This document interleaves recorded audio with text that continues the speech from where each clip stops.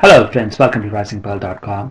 This is series 13 where we're learning a lot on surface areas and volumes. Friends, this is webisode number 21 and today we are going to continue to find out how to solve questions on transformation from one shape to another. This is part 2. It was webisode 2020, the last webisode, which was part 1. We started taking a look at how to solve questions on this particular topic. As we had seen in the last few webisodes, that the main strategy that we use to solve these questions is that the volume of the old shape is always going to be equal to the volume of the new shape. In other words, the volume of the old shape, meaning we actually are using the old shape, we are somehow either melting it or breaking it apart or somehow repurposing that. We are using the old shape and then building a brand new shape from it. So we saw in the last few episodes that when we take the old shape, it is the same quantity that we use to make the new shape. So the amount of matter or amount of the thing that we use to make the new shape, it actually is exactly the same as it is coming from the old shape. So the volume of the old shape is always equal to the volume of the new shape. And this is going to be the guiding principle, so to speak, or the main point that we are going to use over and over again when we solve these types of questions. So having said that, let's take a look at some actual questions. A container shaped like right circular cylinder. So we have a container which is shaped like a right circular cylinder and the diameter is given to be 12 centimeter, height is given as 15 centimeter, is full of ice cream. Delicious. So it looks like we have a big ice cream jar. It is shaped like a right circular cylinder whose the diameter and the height is given. So diameter, we know diameter is d, which is equal to 2 times the radius. If diameter is given, that means radius is given, and that is full of ice cream. Now this ice cream has to be filled into cones. Most delicious way of eating ice cream, I personally feel that. So the cones, the height of the cone is given and the diameter of the cone is given, but it has a hemispherical shape on the top, meaning it is not our standard cone. So we have a conical base and it has some sort of a hemispherical shape on the top. So the question is, all the measurements are given. So the height of the cone is given, the diameter is given. Find the number of such cones that can be filled with the amount of ice cream which is in the big container. So that is the question. Now the first thing always is that let's first draw the shape, so we make sure we fully understand the question. So we start out with a container like this, which is in the form of a cylinder, and this is full of ice cream, right? And now we have a cone which has a base, as we can see here, which is a conical base, right? It's a base which is in the shape of a cone, and then we have a hemispherical cap. In other words, the actual cone more looks like this, right? So the question is, the amount of ice cream which is in it, this is full of ice cream, delicious ice cream. So think about your favorite flavor, whatever that is, vanilla, strawberry, chocolate, whatever that is. So this is full of ice cream and we want to take ice cream from here and pour it into small cones like this. So the question is, how many such cones do we need, right? So how are we going to find out? Well, the way we are going to find out this is that we are going to find out how much amount of ice cream do we have to begin with, right? And then we are going to find out how much can this hold. So for example, if we have, let's say, 10 units of ice cream, right?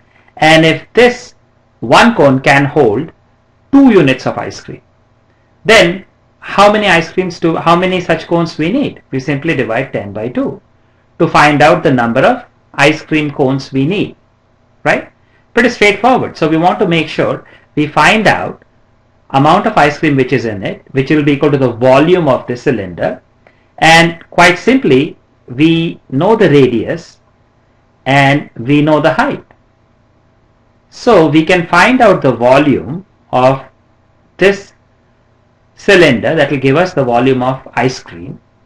And now for this particular cone, we know the radius that is given and we also know the height. We know this height, which is the height of the cone.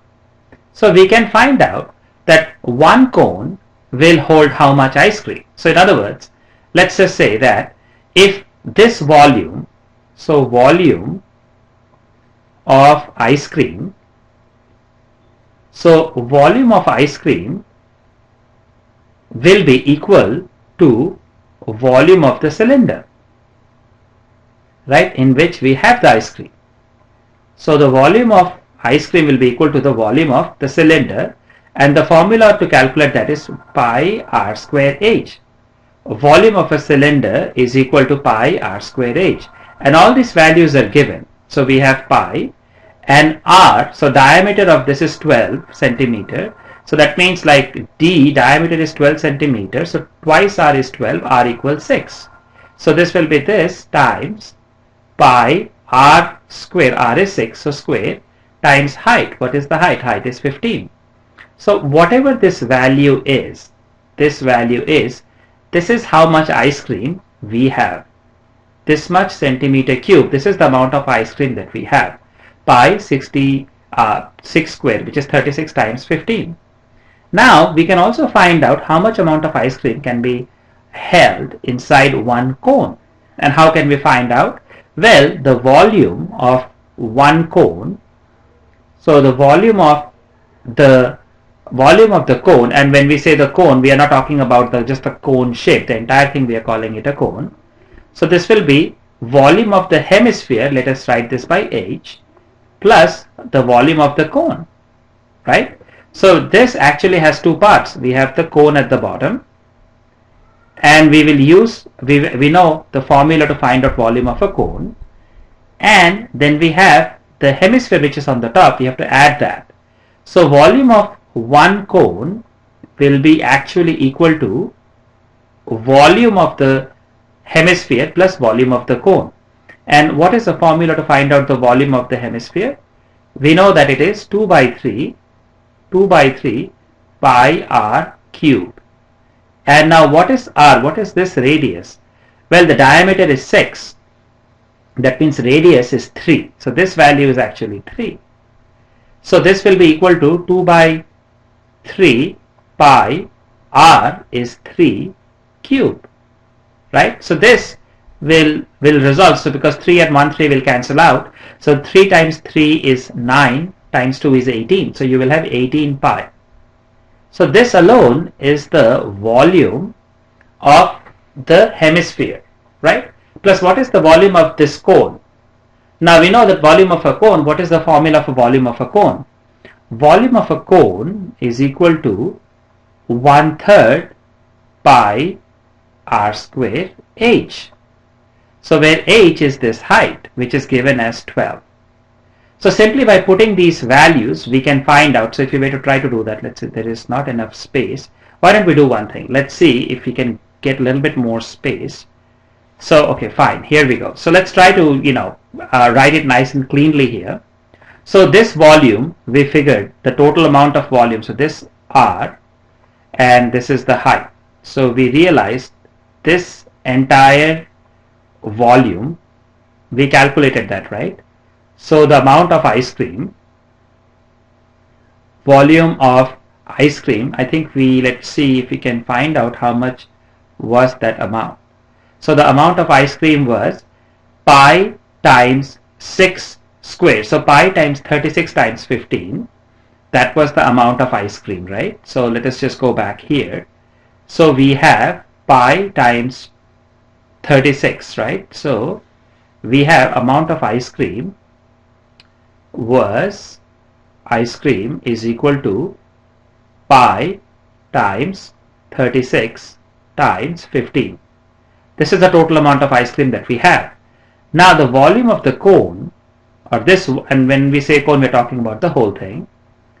So volume of one cone is equal to, we saw that, so the hemisphere, right, which is, we just saw, which is 2 by 3 pi r cube.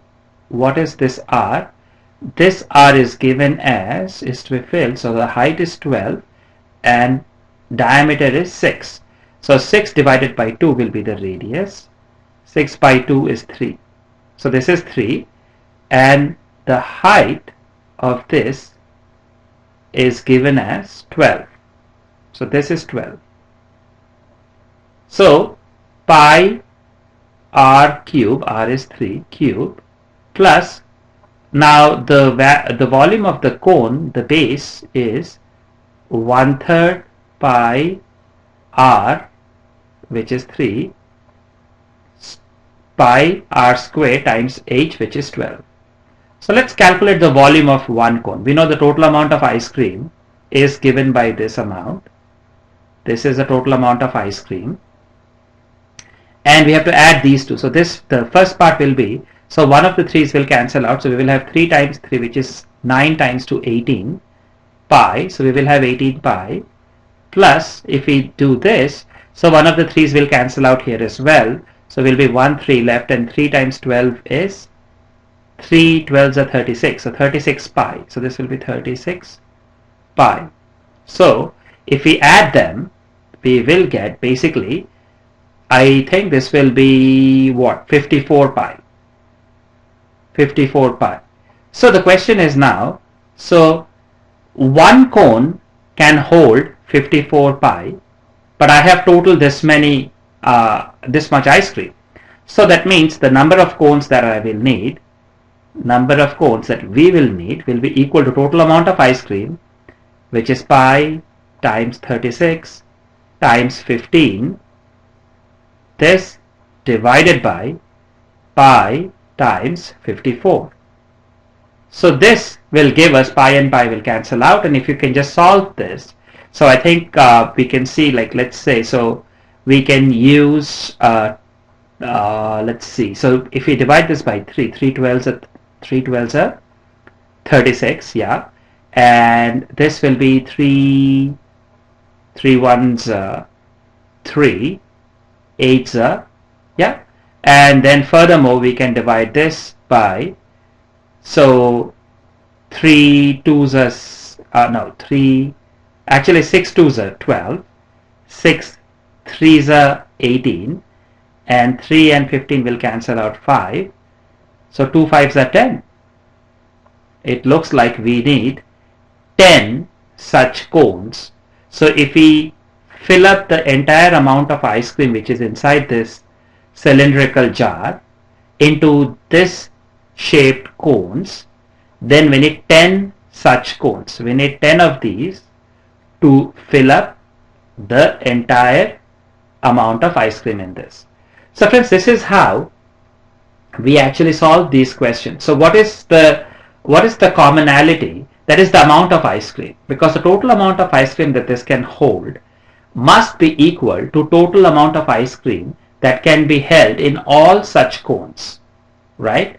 So simply by finding out total amount of ice cream in the jar, and we divide that by volume of one cone, that tells us how many cones we need. So now let's see if we have time for maybe one more example.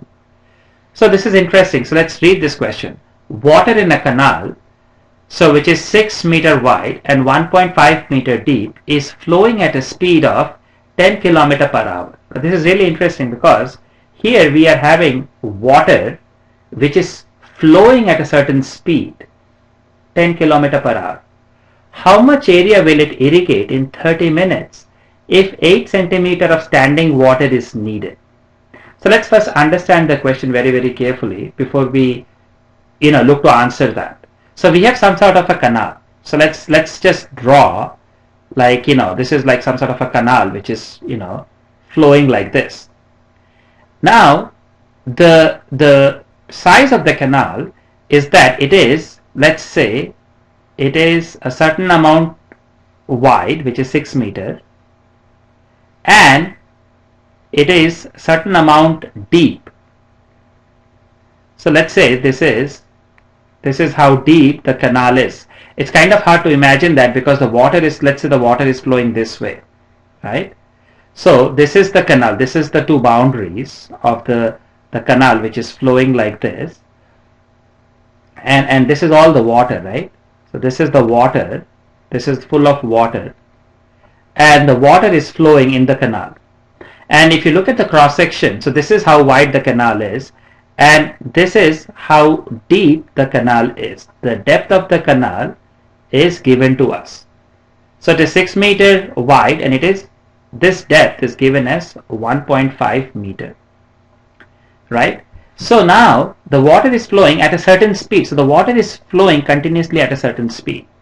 So the question is, how much area will it irrigate in 30 minutes? So how can we find out how much area it will irrigate in 30 minutes? The water is non-stop flowing. So I guess the question becomes, it looks like we want to capture the amount of water which flows in 30 minutes. So let's say somehow we figure out that this amount of water actually flows in 30 minutes, right?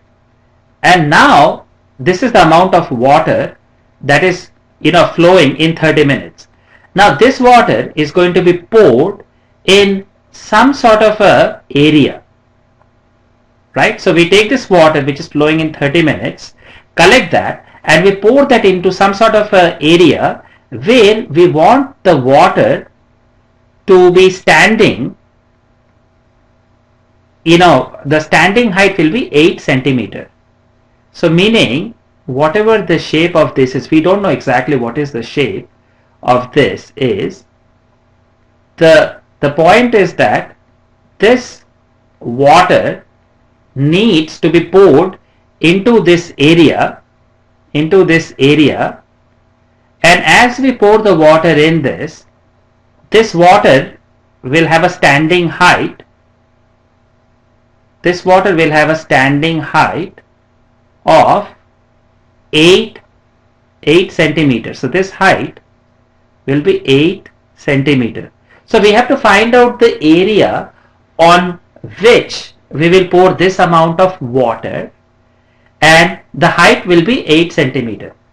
So I guess the first question is that we have to find out what is this amount of water that actually flows in 30 minutes. So how can we actually find that? Because the water is non-stop flowing out, right, in the river or in the canal. So one thing is that if you think, so what is the speed at which the water is flowing? It is flowing 3 kilometers per hour. Hour means, so it is flowing 10 kilometers in 60 minutes. So in 30 minutes, how much water will flow?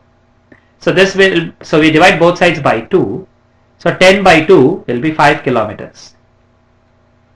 In other words, so in 30 minutes, the water will flow to a distance of, let's just say here, somewhere over here, and this distance in which that amount the water will flow will be this length, that is this distance from here to here.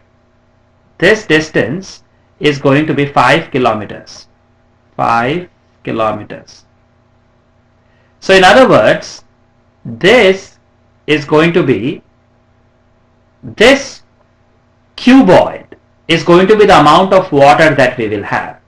So we have the width which is 6 meters.